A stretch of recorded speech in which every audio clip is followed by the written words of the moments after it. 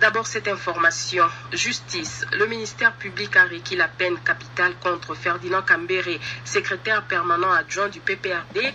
À l'audience publique d'hier, devant le tribunal de grande instance de Kinshasa-Gombe, la défense de Kambere a plaidé non coupable après avoir démontré, selon le conseil du prévenu, l'arbitraire, l'absence de preuves de l'accusation portée contre Kambere, ainsi que la violation du droit de la défense. Notre client n'a été confronté à personne, soi-disant ayant subi un préjudice quelconque. Il s'agit d'un règlement de compte politique, déclare Maître Papi Moukena. La cause a été prise en délibéré pour rendre le verdict en délai 8 jours.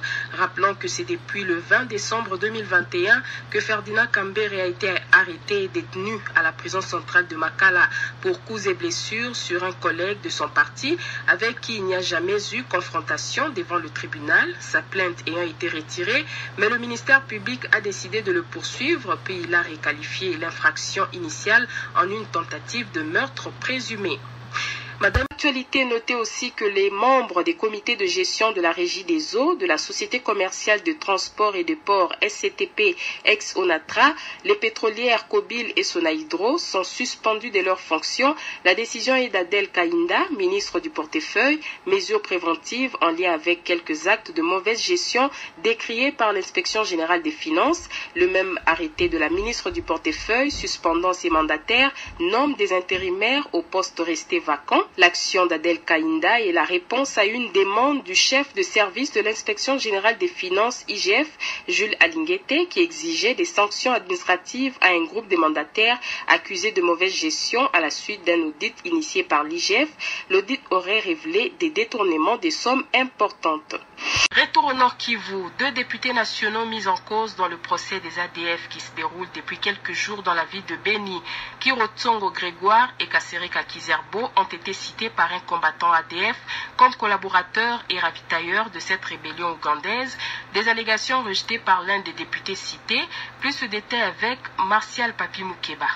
Dans sa déposition devant le tribunal militaire des garnisons de Beni, le prévenu Kassongo Josué a déclaré que le député Kasereka Kizerbo ravitaillerait les ADF en armes et munitions alors que son collègue Kirotsongo Grégoire serait en charge du ravitaillement en nourriture de cette rébellion ougandaise. Des allégations rejetées par les députés Kiro Grégoire. Je demande formellement toute implication dans la tragédie que nous vivons à Beni depuis bientôt 10 ans. Je demande à ceux qui instruisent les dossiers de requérir même un expert pour vérifier la santé mentale de cet individu avant d'accorder un quelconque crédit à ces déclarations. Personnellement, je continue à réclamer que tous les EDF et leurs complices civils comme militaires soient jugés afin que la vérité éclate au grand jour. Et je ne me laisserai pas distraire par des propos qui relèvent d'un montage grossier destiné à désorienter l'opinion. Je me réserve d'ailleurs le droit de me pouvoir en justice et je me battrai farouchement pour que mon honneur soit rétabli. Selon des sources de l'auditorat militaire de Beni, le prévenu Kassongo Josué n'a jamais fait une telle déclaration lors de l'instruction de son dossier.